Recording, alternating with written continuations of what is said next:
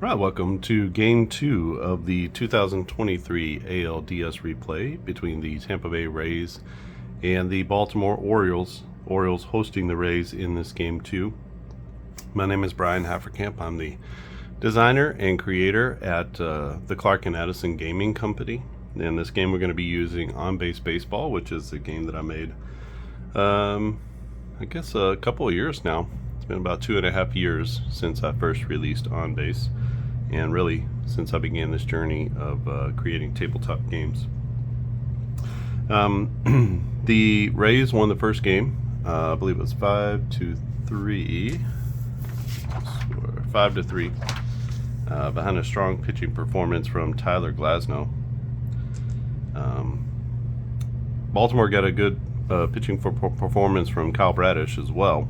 Just a couple of errors really sunk them in that game, and just couldn't get anything going against Glasnow, who went 8 innings, only gave up 3 runs.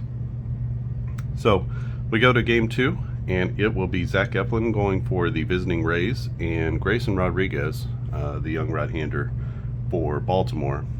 And so we're going to get this one started. Let's go through the starting lineups for the Devil Rays. It will be Yandy Diaz at first. He had a home run in the first game. And hitting second will be Randy Arozarena. Arozarena had a huge 3-run double in the first game, which was essentially the game-winning RBIs. Harold Ramirez is the DH. He's batting third. Brandon Lowe is in right field. He's the cleanup man. Paredes is the third baseman. Isaac Paredes, he is batting fifth. Manuel Margot is in center field. He is hitting sixth. Meade is at second base. He is the 7th place hitter. I'm going to put Caminero in, Junior Caminero. I'm going to put him in at shortstop for Taylor Walls. It's a bit of an upgrade from the hitting position, a bit of a downgrade from the speed, but no downgrade for his defense, both plus defenders. Actually, he's a better defender, right?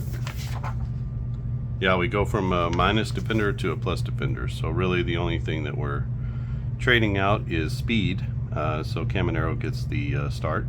And then Pinto is the catcher, and he's a right-handed batter. He'll be batting 9th.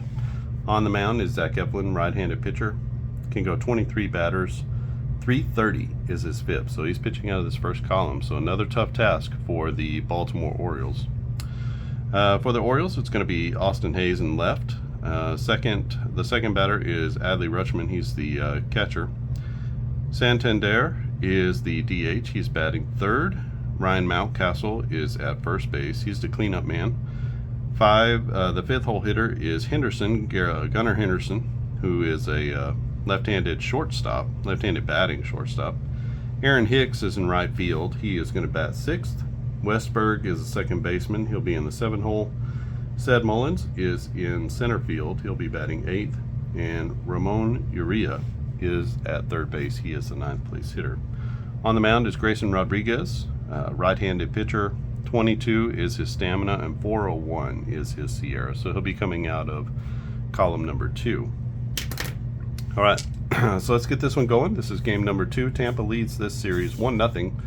This is the first of our American League Division series. The second ALDS, which we'll play right after this series concludes, is going to be Toronto at Houston. Should be an interesting one.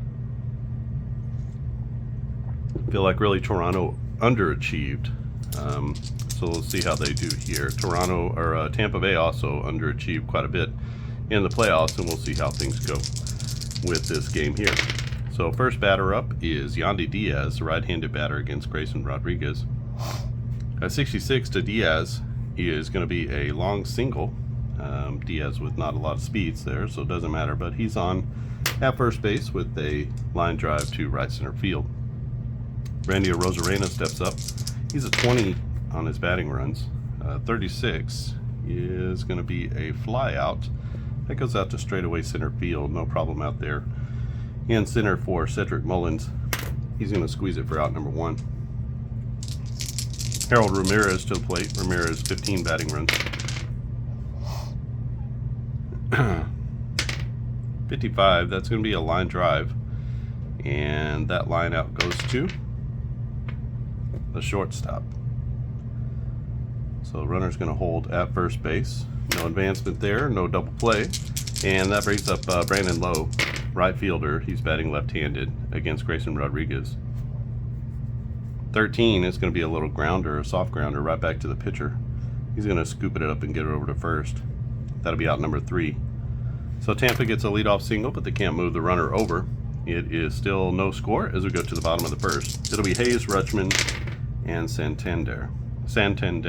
That's how we're going to say it. Santander, like Santander. All right, so 35. Remember, Eflin is pitching out of column number 1. 35 to an 8 batting runs. It's going to be a strikeout as Eflin gets his first K of the day. Brings up Adley Rutschman. Rutschman with the fly ball. That's down the left field line.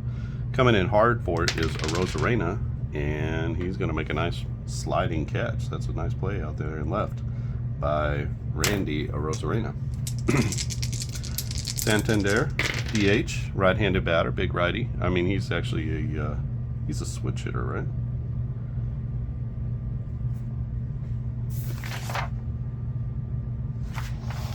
Right-handed bat, I guess. I thought he was a switch hitter.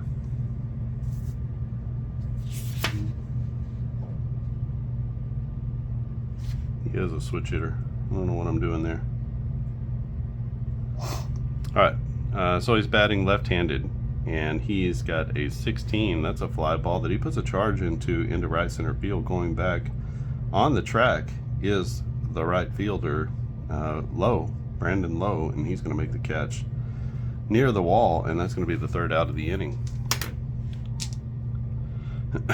So Santander gave it a ride. Lowe makes the catch, and we head to the top of the second, still no score. It'll be Paredes, Margot, and Meade for the Tampa Bay Rays. Paredes with 25 batting runs. I still just can't get past that. How did that guy slip past? A 55 to a 25. So that's going to be a line out, and that liner goes to, let's say, right field. That's a 9. So we'll just treat all of the, in this game, I'll try to remember to treat all of these like they're all the positions. So we have 9 positions on the field.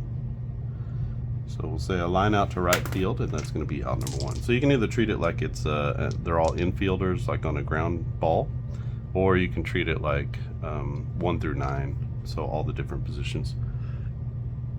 And if a 2 comes up, it's just a pop up to the catcher. Here's a 46 to Margot. 46 is going to be a strikeout looking. Margot down for the first time. He is the first strikeout victim for Grayson Rodriguez. Brings up Meade. A 34 to Meade is he's a -1. 34 is going to be a double as he hits one over the right fielder's head. Hicks couldn't get a good jump on it.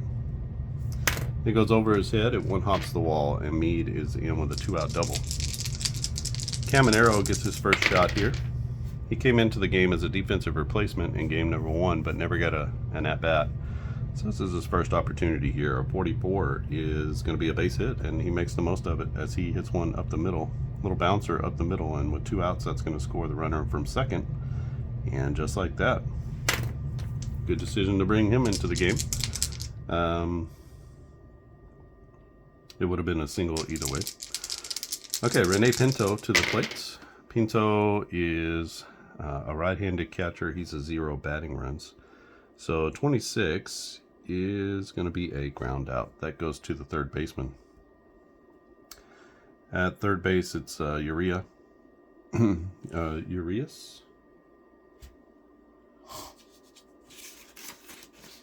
Urias with an S. All right, so Urias with the play, and that will be out number 3. But Tampa gets on the board first with the RBI single from Caminero, and they lead 1-0 as we head to the bottom of the 2nd inning. For Baltimore to be Mountcastle, Henderson, and Hicks. Mountcastle, 8 batting runs. A 45 is going to be a fly ball. That goes down the left field line. It's going to hang up and Arozarena is there to make the catch for out number 1. Brings up Gunnar Henderson. Henderson, the young shortstop, phenom. 17 is his batting runs and 7 on his speed. So got young legs, got a really good glove, can play short or third, and can really hit the ball. 12 is going to be a ground out though. He's going to pull that one over to the second baseman, and that'll be out number 2 as Eflin gets him on the ground out. A 36 to Hicks. Hicks, a veteran outfielder. And he's going to fly out down the right field line. That one will stay up for Brandon Lowe as he gets there in plenty of time. And that's out number 3. So 1-2-3 inning for Zach Eflin as he puts away Baltimore in the second. We go to the top of the third. It's 1-0 Tampa Bay, and we're back to the top of the order for the Rays.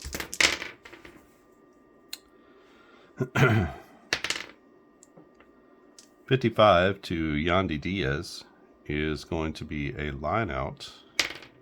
And that you can't line out to the catcher, so what we're going to do is we're going to say P2 on the out. So the catcher throws off his mask and he squeezes it for out number 1. Brings up Randy Arozarena, right-handed batter. He stands in against Grayson Rodriguez, and he is going to lose this battle as he goes down swinging. Rodriguez with a nice breaking ball to get him for strike 3. Ramirez stands in. Harold Ramirez. Ramirez had a good game, 2 for 4 in game number 1, but he's 0 for 1 here as he lined out to the shortstop his first at bat. He's going to hit a little bouncer to short, and no problem there for Gunnar Henderson as he wings it over to first, and a 1-2-3 inning for Grayson Rodriguez. We head to the bottom of the third. Tampa Bay is up 1-0. It's the bottom of the order for the Baltimore Orioles. A 34 to a -1 is going to be a double. So that one is laced into the left center field gap. Westberg on his horse gets into second, standing up, and he's at second base with nobody out. Brings up Sed Mullins. Sed Mullins, 14 to a -1. So that's going to be a walk.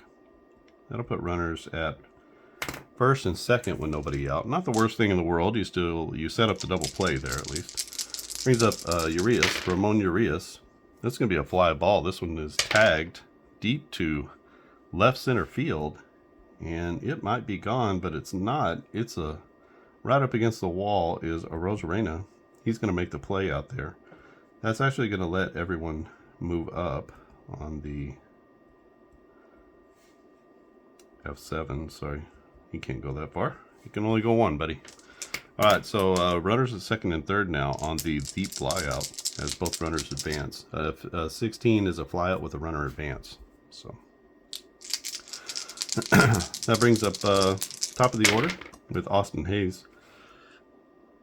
Excuse me. And a 15 to Hayes is going to be a nothing here off this. Hayes is an 8. So 15 is going to be a base knock. That is down the right field line, just past the first baseman. Over to get it is the right fielder Lowe. He gets there quickly, but that's going to score 1.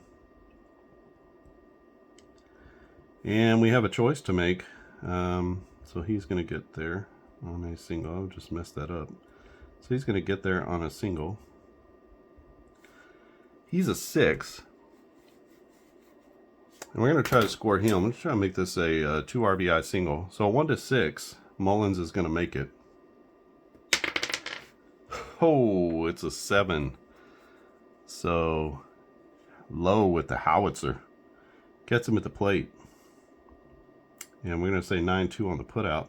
That's out number 2. At first base is Hayes. He gets 1 RBI. And Mullins is dead to rights at the plate. It's going to be Adley Rutschman to the plate. Runner at first, 1 out. 1 RDN for the Orioles. They've tied the game at 1. 26 is going to be a K from Zach Eflin. So that's a strikeout looking. And Rutschman is 0 for 2. But Baltimore ties it up at 1. And we are tied at 1 as we go to the top of the 4th. It's Lowe, Paredes, and Margot for Tampa Bay. Grayson Rodriguez settling in and pitching well here. A 26 is maybe not that as I talk well about him. That's going to be a single at the middle. We're going to see if there's an error on the center fielder Mullins. Can't tell there. No error on the play, so Mullins gets to it and gets it back in with no problem. Nathaniel Lowe at first base. Let's go ahead and try to steal with him. He is a 7, so 1 to 7, he's in safe. That's a 77% percentage, but he gets gunned down by Rutschman at second base, so that is going to erase the runner. And it's tough to come by, and they get thrown out at second. Paredes to the plate. That's going to be a fly out to center field. Mullins is going to make the play in center field, and that's going to be out number 2. Brings up Manuel Margot. Margot, a strikeout victim in his first at bat, but he is going to get a hit here as a 34 is going to be a double into left center field as that gets by Mullins and scoots all the way to the wall.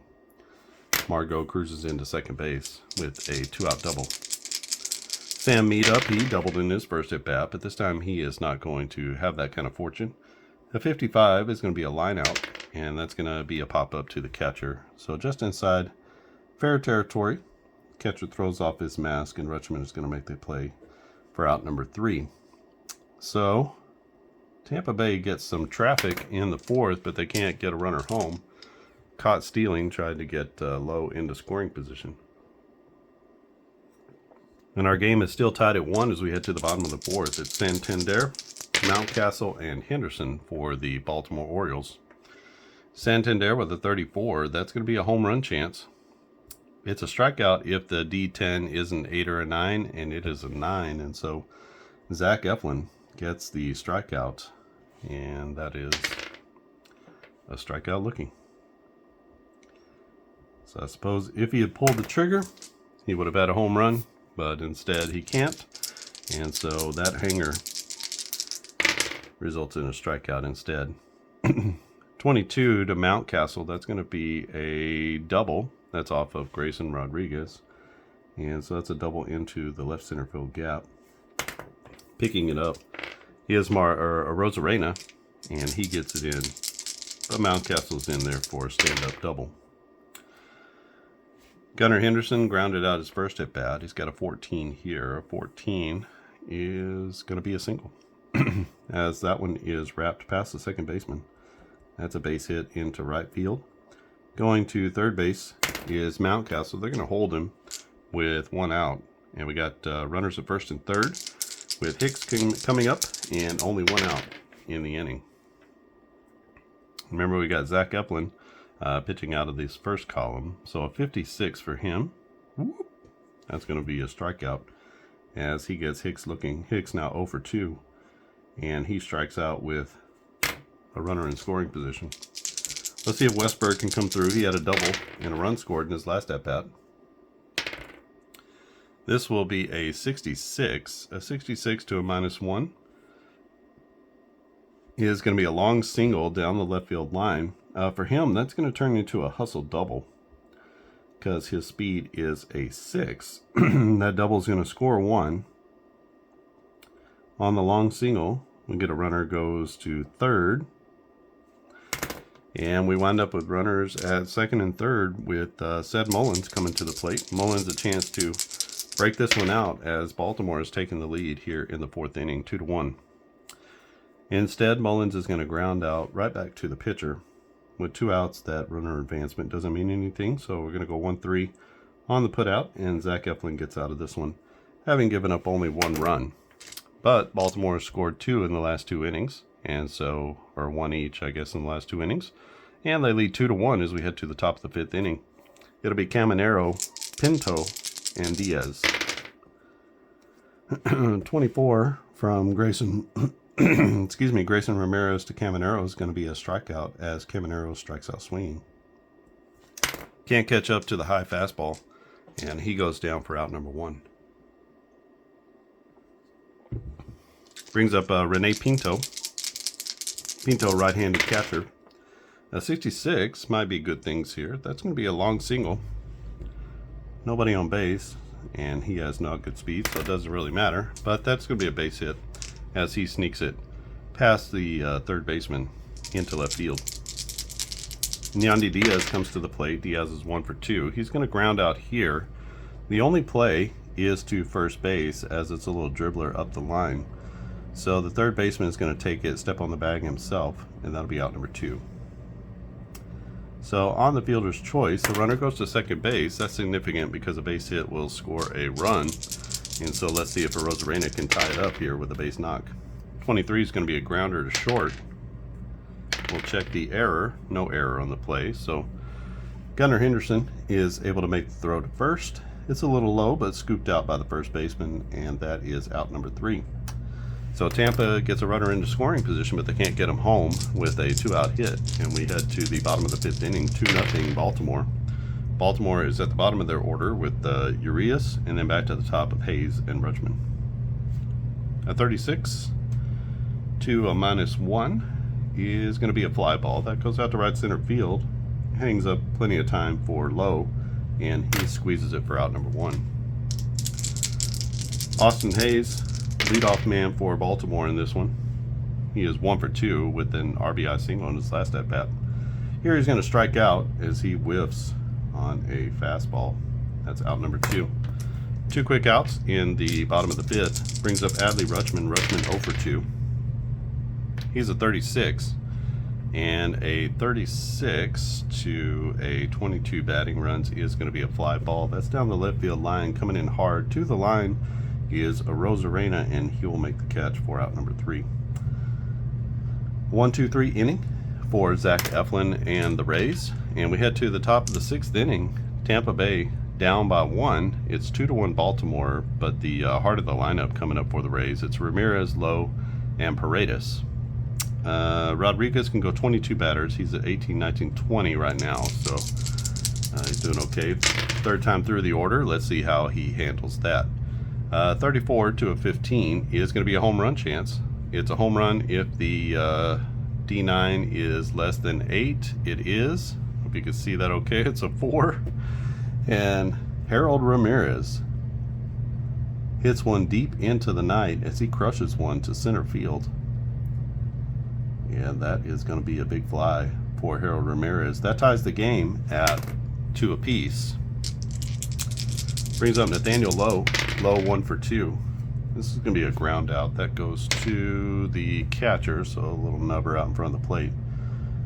Rutschman pounces on it, throws it to first, and he gets Lowe by half a step. Good play by the catcher there. Brings up Isaac Paredes. Paredes is 0 for 3, or 0 for 2. 0 for 3 now with a 35. 35 to Paredes he's a 25, so that's going to be a strikeout. As he looks at that, strike 3, and that's out number 2. 2 down. 1 already in for the Rays on the Ramirez home run. And that brings up Manuel Margot. Margot a double in his last at bat. Not going to get a hit here, as a 35 is going to be a strikeout. So back-to-back Ks ends the inning as Grayson Rodriguez rights the ship. He does give up the game-tying home run, and we are tied as we go to the bottom of the 6th inning. 18, 19, 20. So Eflin can go 23. We're starting to get into bullpen time. Or for Eflin, he'll just be dropping down 1 column, which ain't not so bad. It will be Santander, Mountcastle, and Henderson. Combined, they are 2 for 6. So let's see if they can get things going for Baltimore.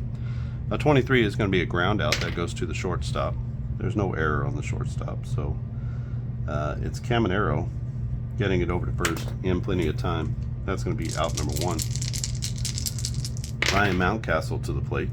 Mountcastle is in 8 batting runs, so 15 is going to be a base hit, and that goes through the left side. And he's on first with his second knock. He had a game in the first game. He was 3 for 4 in the first game, and now he is 2 for 3. So he's 5 for his first 7 in this series. And just tearing the cover off the ball. Brings up Gunnar Henderson. Henderson with a single in his first at-bat, or his last at-bat. 36 is not going to be a single. 36 is going to be a fly out. That goes out to right center field. It hangs up for the center fielder, Margot. Margot makes the catch. No advance by the runner at first. 2 down with Aaron Hicks to the plate. 24 is going to be a strikeout for Hicks as he swings and misses on a high fastball, and that's going to be out number 3. So Baltimore does get a runner on, but they can't get him over or in, and that's going to leave us tied as we go to the top of the 7th inning. Let's get a new pitcher for Baltimore. Grayson Rodriguez pitched wonderfully, 6 innings, and only gives up 2 runs. And let's see what they can do bringing someone in. Should be everyone available in the bullpen. We had a day off in between games, so should be everyone available here. Let's get a new pitcher. New pitcher into the game is going to be CNL Perez. Left-handed pitcher, can go 4 batters. He's a 4-4-0, so he's pitching out of this 3rd column. And let's see if he can take care of the bottom of the order here. He's got me, Caminero, and Pinto. And this is a bit of an opportunity. There are only a couple of pitchers really that I trust for Baltimore in the bullpen. I'm going to save them for the middle and top of the order, so maybe a little bit of a gamble for me to bring in a new pitcher. Grayson Rodriguez was pitching well and basically would have been in this column, so we'll see how it goes. He replaces Grayson Rodriguez. 6 innings, 7 hits, 2 runs, no walks, and 5 strikeouts. Definitely pitched well enough to get the win, but he gave up the home run to Ramirez in the last inning, and that eliminated him from the ability to get the win. So it's going to be Perez. He's facing off against me, Caminero, and Pinto. So a 26 to a -1 is going to be a ground out. That goes to the second baseman, and that'll be out number 1.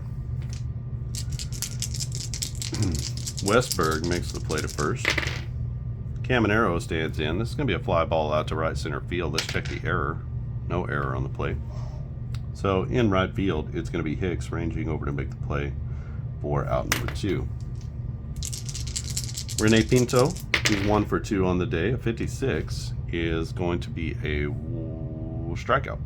Thought it was going to be a walk, but not a walk, a strikeout. And so Perez comes in and does the job, provides a 1-2-3 7th inning for Baltimore. And we head to the bottom of the 7th inning. Eflin is going to be facing off against the bottom of the order. Now he's out there. 23 is his stamina, so we're going to have to drop him down a column. That means he is in column number 2. I feel more comfortable with that. And so we're going to leave him out there for the bottom of the order. He's facing off against Westberg, Mullins, and then Urias. This will be a ground out to shortstop. Check the error on Caminero. He is true with it.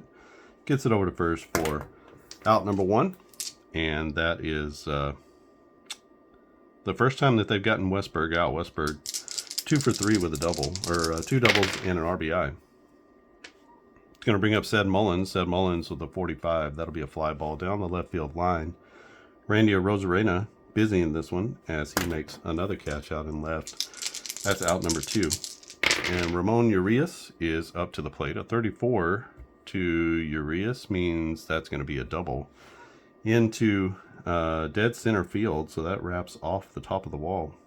Just barely misses a home run, and he is standing at second base with Austin Hayes coming to the plate. Hayes 1 for 3 with an RBI single. 45 is going to be a fly ball that goes out to straightaway left. Didn't even have to move. Rosarena stands and waits for it, and he makes the catch for out number 3. So Baltimore gets a runner to second base with 2 outs, but they can't bring him home. And nice job by Zach Eflin, who goes 7 innings. We'll bring in a new pitcher in the next inning for him. Let's get a new pitcher for Baltimore. All right, new pitcher for Baltimore is going to be Danny Coulombe. And he comes in for CNL Perez, who goes 1 inning, no hits, no runs, no walks, and 1 strikeout. Coulombe can go 3 batters, so he's really just a short-term 1 inning kind of guy. 315 is his Sierra, so he'll be pitching out of this first column. He's facing off against the top of the order, Diaz, Arozarena, and Ramirez, and let's see if he can hold this lead. He's going to get a good start here as he strikes out Yandy Diaz with the gas, and that is out number 1. Diaz now 1 for 4. Arozarena's got an 0 for going, and he is going to continue that streak as he hits one deep into right center field, but not deep enough. The center fielder ranging over is going to be Cedric Mullins, and he makes the play on a jog. Brings up Harold Ramirez. Ramirez homered in his last at bat. He's going to ground out here as he hits it on 2 hops to Gunnar Henderson, the shortstop.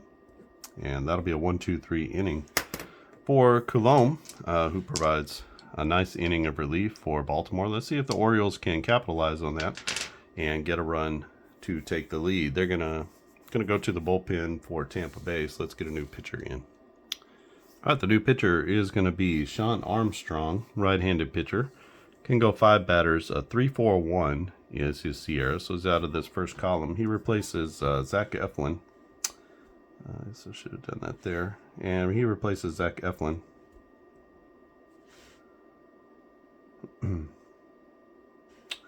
Eflin goes 7 innings. Sorry, I should have done this. He goes up 1, 2, 3, 4, 5, 6, 7 hits, 2 runs. He had 1 walk and 1, 2, 3, 4, 5, 6 strikeouts. So fairly close to Rodriguez's line, but pitched another inning. And 7 innings, 7 hits, 2 runs, 1 walk, and 6 Ks. Both runs were earned. So we head to the bottom of the 8th inning. New pitcher is Armstrong. He'll be facing off against Rutschman, Santander, and Mountcastle. And let's see if this middle of the order can get something going for the Orioles. A 46 is going to be a strikeout as Rutschman, batting left-handed, swings through a breaking ball for out number 1. Santander 0 for 3. Kind of guy who can make it, can hit a home run pretty quickly, but he's going to ground out here. That goes to second base, and the second baseman makes the play. That will be Meade over to Yandy Diaz at first. Oh, not that. And that'll be out number 2, not 3. Brings up Ryan Mountcastle. Had a hard time getting Mountcastle out at this juncture of the series, but they get him to fly out here to left field. And that's a possible error on the left fielder. The left fielder is Arozarena. He's a minus fielder, so that's going to be an E7. As just when they try to get him out, they can't make the play, and that keeps the inning alive for Gunnar Henderson. Another fly ball, this time to center field. And in center field is Manuel Margot. He's going to make a nice running catch on this ball, and that'll be out number 3. So he saves his brother in left, and that is going to be a scoreless inning in the 8th for Baltimore. So we head to the top of the 9th inning. Going to get a new pitcher for the Orioles. We are tied at 2. All right, the new pitcher is going to be Cano. He came in game 1, had a nice inning, I believe. Yeah, he had 1 inning with 3 strikeouts. He struck out the side when he came in. Let's see if he can do the same here and keep this Tampa Bay offense at bay. He'll be facing off against Lowe, Paredes, and Margot. Any of those guys can change the game with 1 swing of a bat. He replaces Coulombe. Coulombe, 1 inning, no hits, no runs, no walks, and 1 strikeout. So Cano ready, and Lowe ready. And here's the pitch. A 35 to Lowe is going to be a strikeout, so that is a strikeout looking. And so far, Cano has faced 4 batters in this series, and he struck out every one of them. Brings up Paredes. He's going to continue his strikeout streak as he gets another guy looking. He must have just nasty stuff. And that is a second straight strikeout in this 9th inning. Brings up Margot. And can you believe it? This guy's faced 6 batters. He struck out every one of them. Over 2 at bats. He's pumped up. And that is a 1-2-3 inning against the Tampa Bay Rays. and he is excited coming off of the mound. Baltimore with an opportunity here, bottom of the 9th inning, and let's see if they can win this. So we're going to bring in Fairbanks, I think, to treat this like a save situation and see if he can get the 3 outs that they need. All right, closer Pete Fairbanks is in the game. Right-handed pitcher. 4 is his stamina. 282 is his Sierra. He's here in this first column. He came in for a save in game 1, so this is his second appearance, and we'll see how he does against Hicks, Westberg, and Mullins.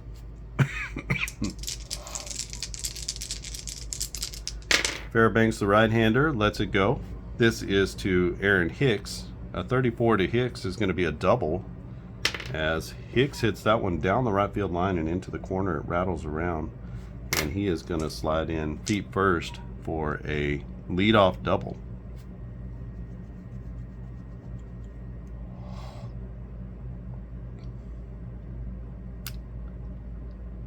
Alright, I'm going to play this modern. We got a guy who's 2 for 3. He's hot with the dice. And let's see if he can knock him in. A 15, that could be a game winner. A 15 to a -1 is a base hit up the middle. Oh my goodness. Do we send him? That is the question. He's a 1 to 6.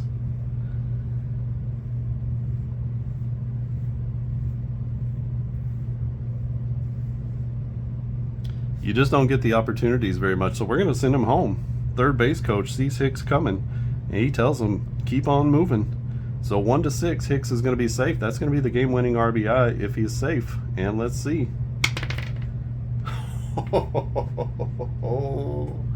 He is gunned out. Manuel Margot. Don't hurt him, brother. So he is gunned out at home. 8-2. Westberg, we're going to have him take second base on the throw. Well, he'll take second on the fielder's choice. It's 8-2 on the putout. Oh my gosh. As the throw goes all the way through, I'm only saying that about Westberg because he's a 6. So good base runner's going to take that. Westberg now 3 for 4 on the day. Almost had an RBI. Hicks gets thrown out at the plate, but they still have a runner at second base with Seth Mullins. Oh my goodness gracious. This game, a 44. A 44 to Mullins. Another base hit, this one down the left field line. Runner to third base, he's a 6.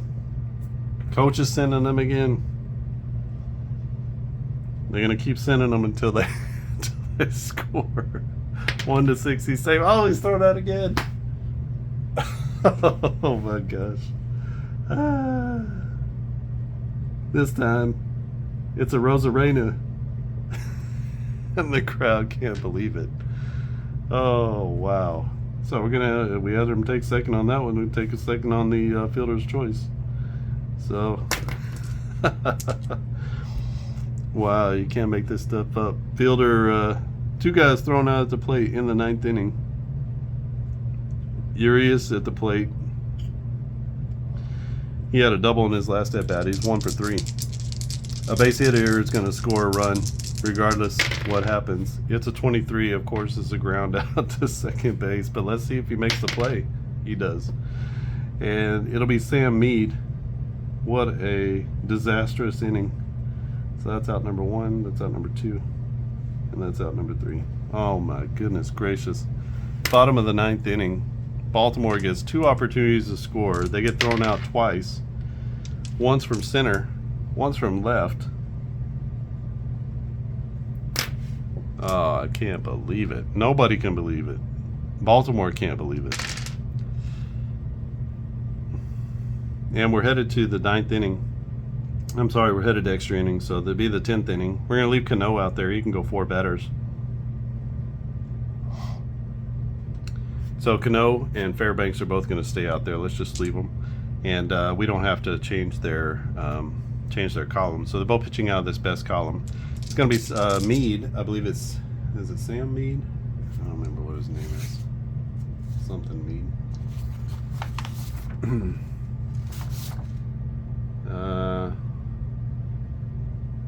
Curtis Mead. Sorry. Curtis Mead to the plate. Mead is 1 for 3. He's facing a guy who has struck out every single batter he's faced. He's going to continue that streak.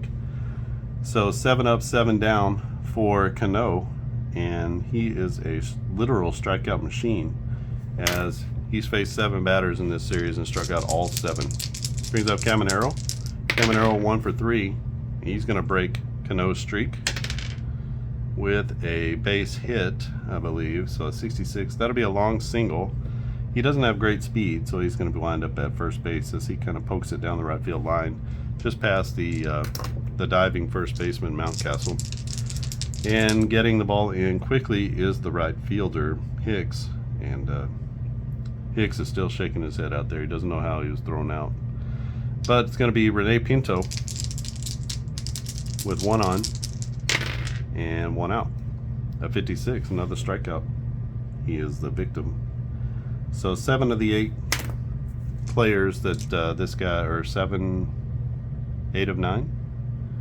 So that's 6, 7, 8. So 8 out of 9 batters he has faced have struck out. Brings up Yandy Diaz, so 44 to Diaz is going to be a double play or a strikeout. So he strikes out looking, and that is 9 of the first 10 batters that Cano has faced in this series have struck out. So Tampa Bay gets a runner on, but they can't get him over, and we head to the bottom of the 10th inning. It is still tied at 2. For the Orioles, it'll be Hayes, Rutschman, and Santander against Pete Fairbanks. 23 is going to be a grounder to second base. No error on the play. So the second baseman, Mead, gets it over to first, and Diaz squeezes it for out number 1. No problem. That is a 1 for 5 day so far for Hayes. Brings up Adley Rutschman. Rutschman a 14. 14 for him is going to be a long single, and that base hit goes through the hole on the right side, and he is going to stop at first base. Brings up Santander. A 34. Uh-oh. Santander gets a hold of one. Oh my gosh, we got this all set up. The drama. It's a home run or a strikeout if the D10 is an 8 or 9. We got to re-roll. All right, Santander. He takes a mighty cut, a mighty swing. It's a bomb. Santander. Oh my gosh, Santander with a 2-run shot into the night. He throws his helmet, he throws his bat. He's running around the bases like a little kid as he drives in 2, and coming home is Rutschman. He can't believe it. And just like that, Baltimore walks it off in the 10th with a 2-run bomb as they even this series, and the crowd in Baltimore is going nuts. They win this one 4-2. Oh wow. So Baltimore has 2 guys thrown out at the plate trying to score in the 9th. Santander comes up on a roll and wins the game. On a 7, an 8, he would have struck out. What a game. All right, I'm going to do the totals. I'll come back and we'll finish this one out. All right, Baltimore wins this one. They tie the series at 1 as they earn a split at home. They'll go to Tampa Bay for game number 3, but they win this one 4-2 on a walk-off home run in the 10th inning from our player of the game, Anthony Santander. 2 runs on 8 hits and 1 error for Tampa Bay, 4 runs on 12 hits, and no errors for the Baltimore Orioles. They got 5 hits off of Fairbanks and only scored 2 runs. Both of these innings fraught with difficulty for Fairbanks, who was pitching out of this first column for both of those, and just kind of surprising. You can get to pitchers here. You just got to avoid, all those strikeouts, but you can't get to them with the right rolls. Kind of getting the win is going to be Cano. He came in 2 innings, 1 hit, no runs, no walks, and 6 strikeouts. He struck out 6 of the 7 men that he faced. He has struck out 9 of the first 10 that he's faced in the series going back to game 1. For Fairbanks, it's he takes a loss, 1 1/3 innings, 5 hits, 2 runs, no walks, and 1 K. Both starting pitchers pitched well. Grayson Rodriguez goes 6, probably could have gone 7, and then Eflin goes 7 innings as well.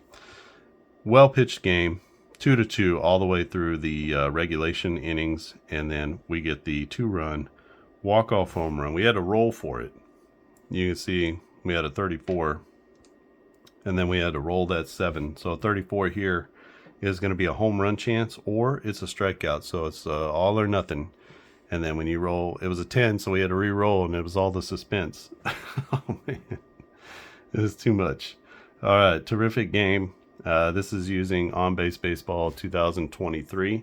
And baseball is still baseball, man. You know, you play baseball, and it's just like it was. Good pitching, good hitting, timely hitting. All the same things still apply today as they always have. And this is I'm using the roster sheets, but you can use the cards as well. Each one of these players that you see on this sheet here, or all the sheets, you know, all these guys, all these guys are carded as well. So I use those same statistics to create cards that you can cut out. And over 1,800 players in 2023. You get everybody who's had at least one plate appearance, and everybody who got into a game as a pitcher. So literally all the players.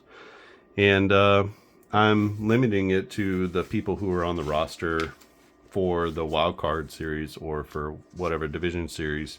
We actually have those rosters, and they're set, you know, once the postseason starts, or once that round starts.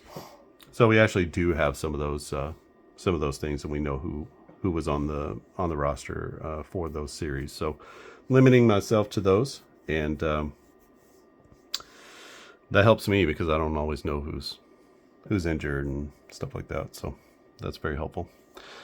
All right, this is game 2. Game 3 will be next, and I'll be posting that tomorrow probably, and we'll see. Not take the day off for Thanksgiving. It's Wednesday.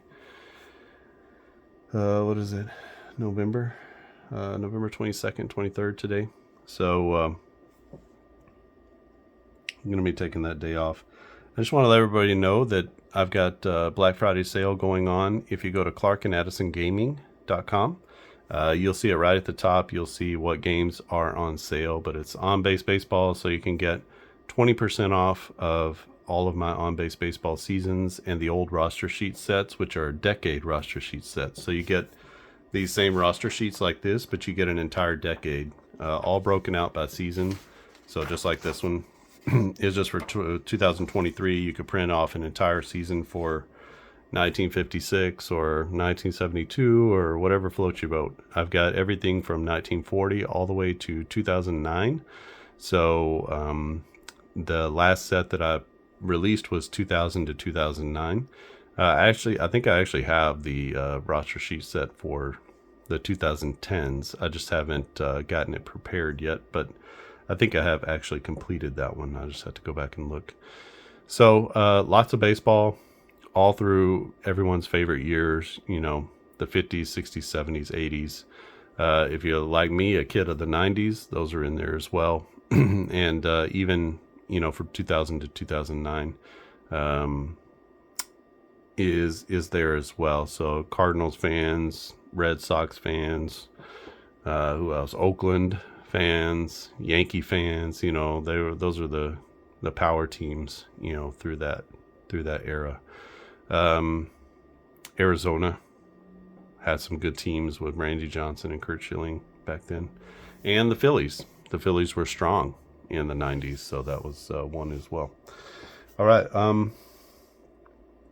yeah, so go there, get those deals. That's from now, started yesterday the 21st, and it goes through Sunday the 26th. So you'll have the rest of the week to go through and get some of those deals. 50% off all of my quick play eras, and you buy quick play baseball eras as eras, which is, you know, anywhere from 15 to 20 seasons at a time. And again, it's similar to the roster sheet idea. You'll have everyone graded out with appropriate values for quick play baseball, but you get a million seasons just with one of those eras. And so those are on sale for $5 instead of 10. And so you can pick that up. That game is actually played with a deck of cards and is quite fun to play. There are 3 different modes that you can play. You can play like the super quick mode. You can play kind of a medium play mode, or you can play a full play game mode using the quick play charts. And I've got some little, it's fun and interesting. It's a very different kind of baseball game.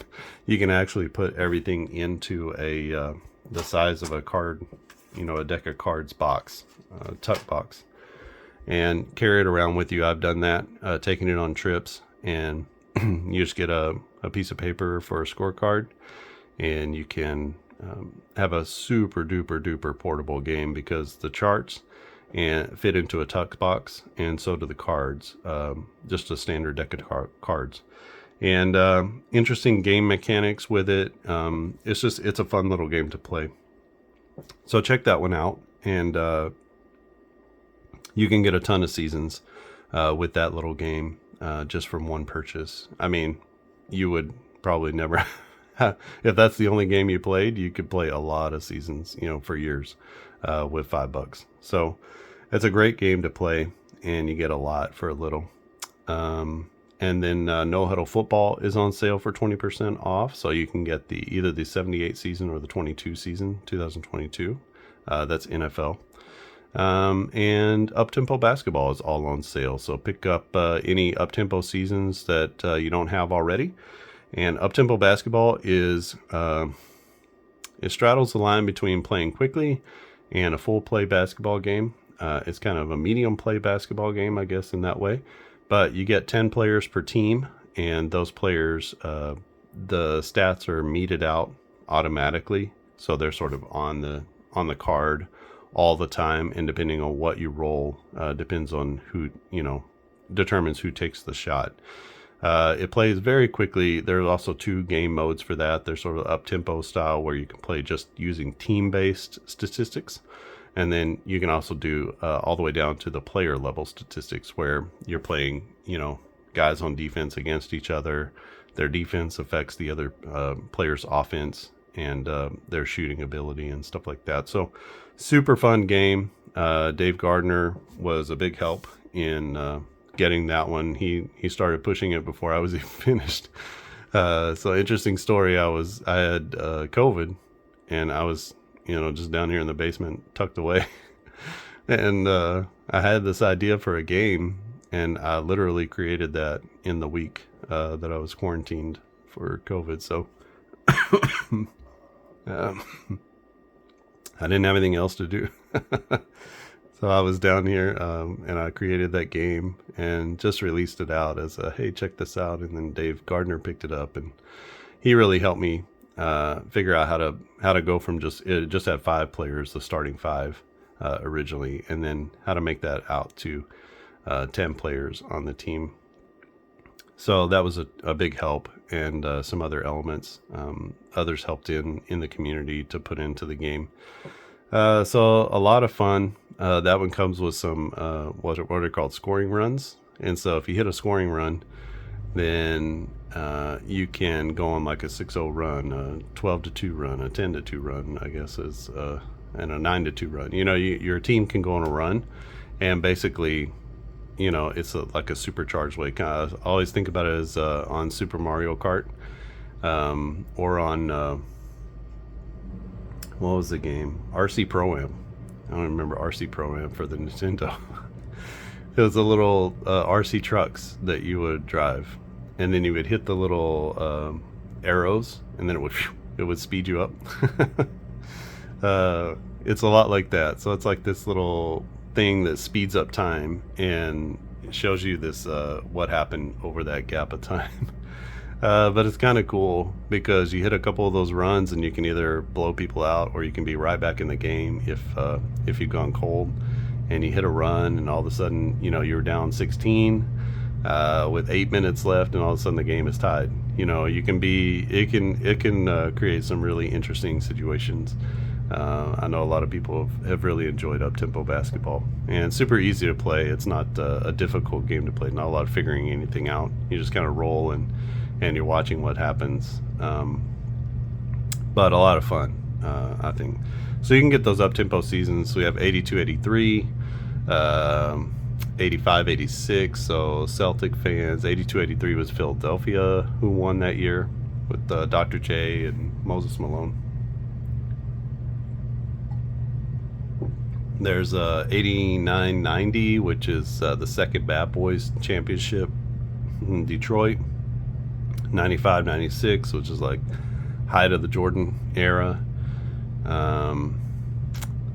And then there's one in the 2000s. I can't remember, maybe it was 2000.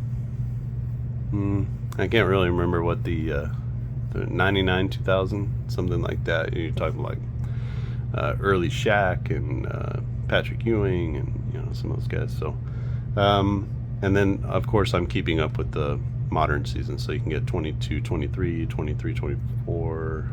No, that's not right. 21, 22, 22, 23. So the last two seasons, you can pick up those as well. So up-tempo basketball is also on sale. And so up-tempo, no huddle, and on base are all on sale for 20% off. You can also get a deal on some of these new games that I'm hosting for another designer. So 123 Baseball has a new 1957 American League that you can get. And you have to you get the demo first. So if you purchase the demo, which is also on sale, you can get the demo plus a season for $10. With the demo, you get Arizona and Texas, so you can replay the World Series from this past season. But you also get the instructions, so you need to get those instructions first. And then once you purchase that, you can get any of the new seasons that come out. And the designer told me that he's going to be releasing hopefully more seasons this week even that you'll be able to get. So if you pick that up for a discount, you'll have everything you need to just buy the seasons a little bit later. That's 123 Baseball. That was based off of a game that Greg Sovan had shared with this designer and gave him the blessing, to change or to go farther with. So he's done that. It's a quick play baseball game, which there aren't a whole lot of those. So kind of an interesting concept. And he also designed a game called Border Battle College Football. And you can get the 2023 season. So the current season right now, you can play along either as a post play or a pre-play of the teams that are out there right now still playing. It's getting on to cutting time for bowl season. It's coming up on us. The last couple of games, I guess, is what most people have left on their schedule.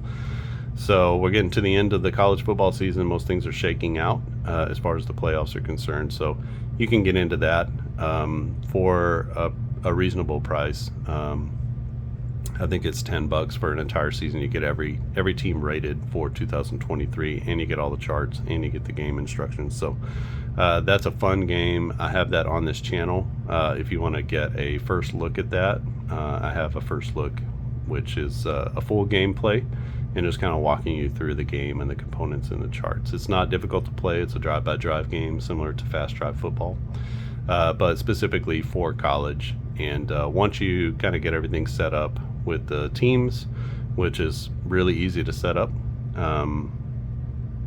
then you're just rolling to see who wins drive by drive. So some really interesting little mechanics in there, and it's actually really fun. It's just a fun gameplay. It's not a lot to figure out, but it does move quickly, but you feel like you're getting kind of a full game experience. It's not just roll and get a score.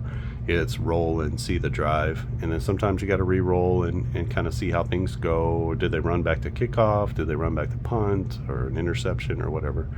So there's some fun little things in there, and there's some deviations in the gameplay where this could happen or that could happen. So that's a fun little game to play, and you can see. You can see these are all the all the teams that are listed. So any team that's relevant in college football, for the playoff system is going to be graded out. I played Texas at TCU because that was the game that had just finished for the Longhorns, and they came out within 3 points. The actual score was within 3 points as well. So I feel like, that felt like something that could happen. Yeah. So go out and pick those up. Clark and AddisonGaming.com. If you haven't joined the Facebook group, that's usually where I post things first. And I'll put the link down in the description. You can check that out as well. It's a private Facebook group, so there's no junk in there. It's just people who have come together. They like what I'm doing. They're supporting what I'm doing, and they want to get more info. Maybe they want to get some behind the scenes type stuff, or learn about things that I'm working on before I sort of release them out to the general public. Before they get to YouTube, I'm often, maybe sharing screenshots or just little things that I see as I'm making games. One thing I did want to say is that the 91 on-base baseball season is out. So I released that this week. So 1991, wonderful season, one of the best World Series of all time. And you can go check that out. A couple of worst to first teams in Atlanta and Minnesota made it to the World Series that year. So kind of a Cinderella playoffs for them. There was something else I wanted to say. A little update on base online, since this is on base baseball. I've been working on it, kind of plugging away. I'm really close to making a new update, and I'll make sure that everyone knows about that update, that it gets released, or when it gets released. I'll put that out there. I think I've got most things taken care of at this point.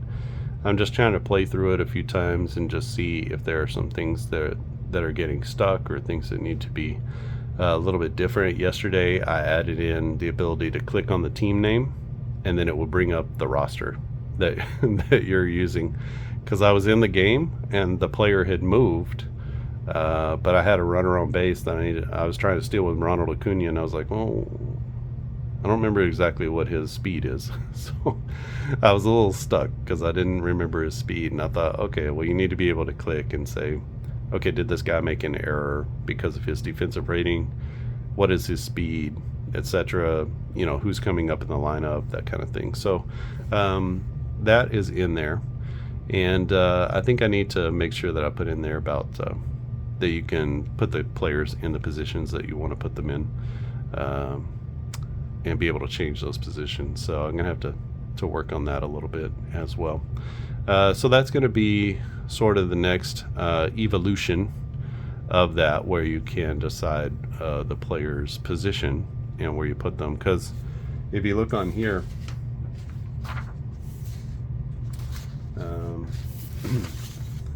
I've got them generally in the right places, but some of these guys are utility players, or they're only infielders.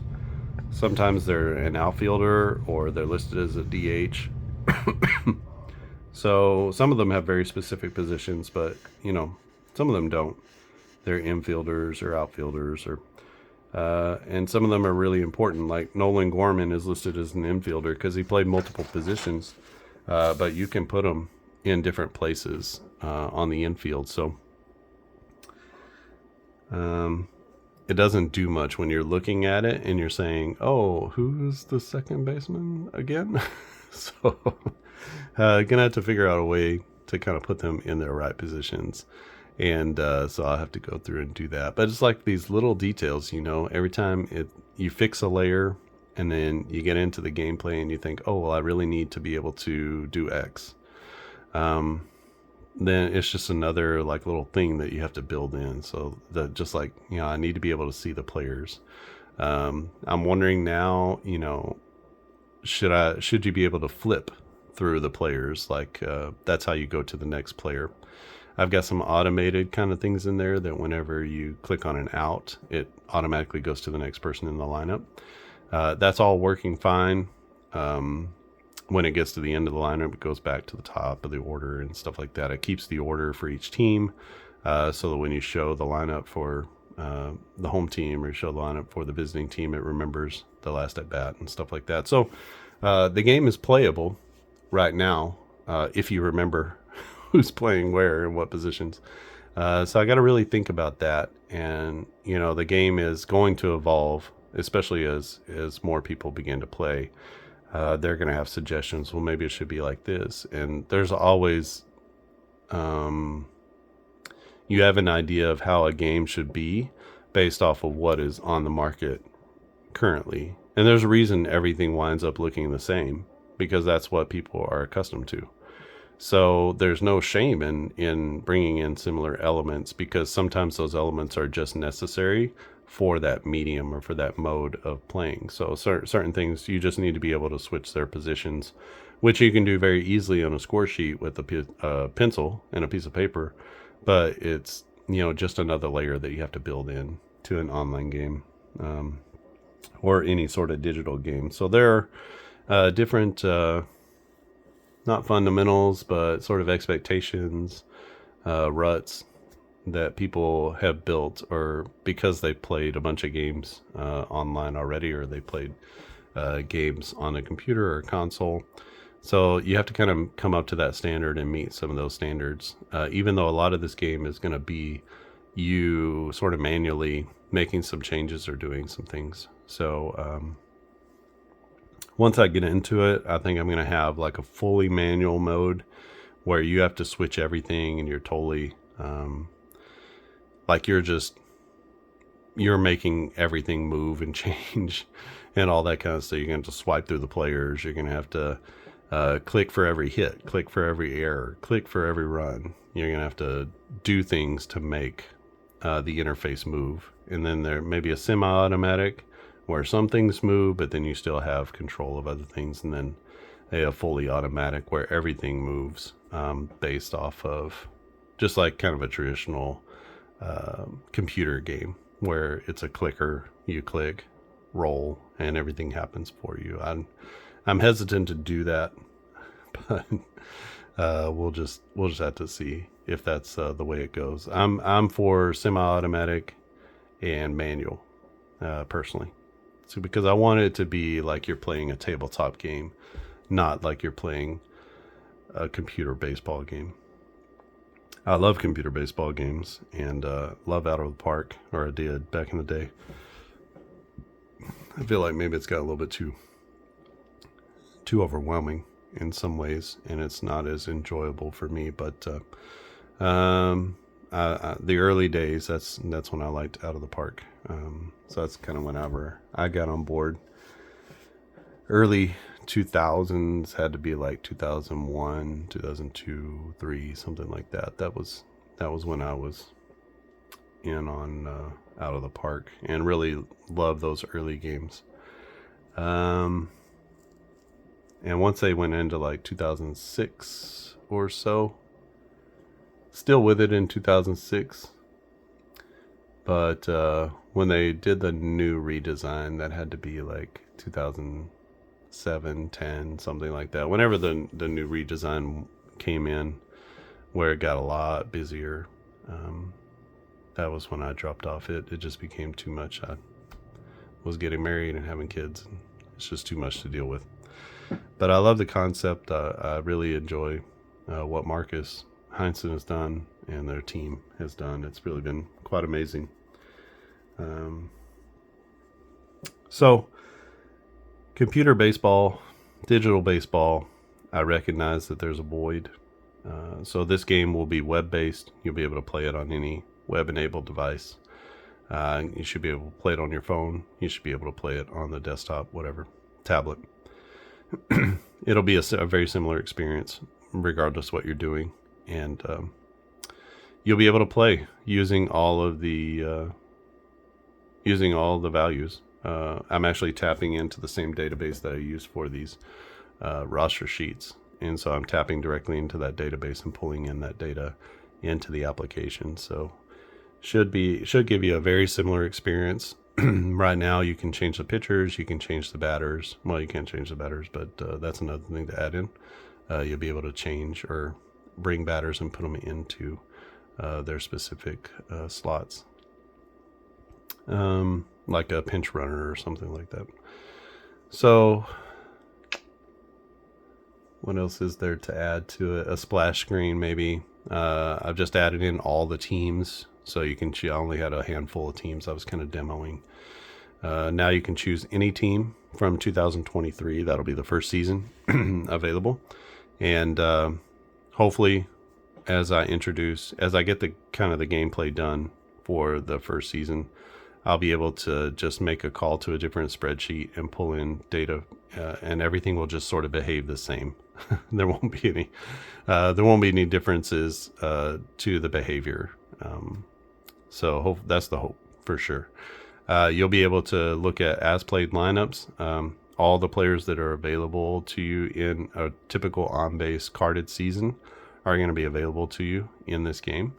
And we'll probably just stick with whatever I don't know if I'll tap into the roster sheets or not. Maybe tap into those roster sheets and be able to pull that together, because I've got a lot of baseball already in those roster sheets. So that would definitely make things super easy to be able to do that, and you cut down my calls to the database as well. So the game feels pretty performant. There's a couple of laggy things where I have to refresh.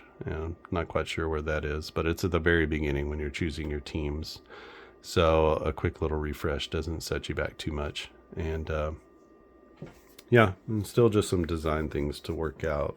The choosing the team screen and how to make everything look good on mobile and that type of thing. So I don't know. It's a work in progress. I'll put it out there, and it's definitely playable. It's not as beautiful as maybe it should be or it's going to be.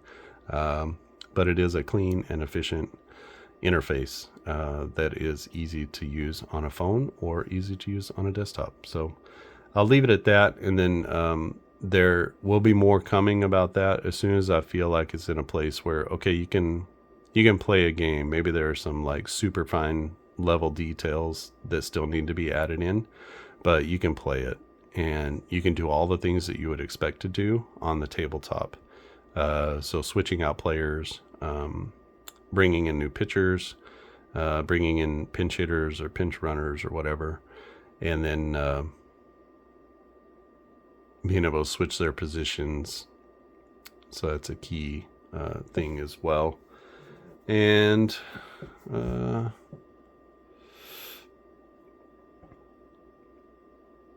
I think that's the thing. So I'm gonna have to figure out, just some user interface kind of dilemmas that I'm gonna have to make decisions on as I add more and more of those details. So I will keep you posted. I'll post that on the On-Base Facebook group and also the Clark and Addison Gaming Company Facebook group. So there is one specifically for On-Base Baseball. You can look it up on Facebook. And a pretty active group. There's 50 plus people, 60 people in that group. So that's actually a pretty active group. That any changes that I make to On-Base, I make there as well, just because there's so many people in that group. But the Clark and Addison Gaming Company group is growing, and that includes more than just On-Base. That includes all of the games that I make. So everything is free game there for football, basketball, baseball, any other sports that I'm working on. So that's a place as well. Okay, this has gone on long enough. So this was a video about the Tampa Bay Rays losing to the Baltimore Orioles, and now it's turned into something else. So this is game 2. We're tied at 1 now after a 4-2 walk-off win for the Baltimore Orioles, and game 3 will be coming up in Tampa Bay. And hope you stick around for that. If you haven't subscribed to the channel, click subscribe. And if you click the little bell icon, you'll be notified of new videos whenever I post them. If you like this video, just give it a thumbs up. Even if you're subscribed, that really helps things out to go out to more people. I do the best I can with hashtags and keywords and stuff like that. But your involvement, your participation in commenting or in leaving a thumbs up or that type of thing. So as much involvement as people can have in a video, Google really likes that and says, hey, people must be liking this. Let's show it to more people. So that definitely helps. The number of subscribers helps. Everything that you do on a social media platform helps to amplify the message or the content. So just think about that as you're watching videos, whether they're mine or somebody else's. It's super easy. If you want to support them, just give a little thumbs up. It does not seem like a lot is happening, but trust me, behind the scenes with the algorithm, a lot is happening. Same thing on Facebook or social media. Whenever you upvote something or you give it a thumbs up, that actually helps it to get shown to more people. So if you think that that content should be shown, then either share it to your people or give it a thumbs up or a like or love or whatever you do on Facebook to show your appreciation, and that will actually help to reverberate that content to more and more people. All right, this game's over. Gotta go get ready for the day. Happy Thanksgiving. If I don't post one tomorrow, happy Thanksgiving. And that's it from here. I'll see you again next time.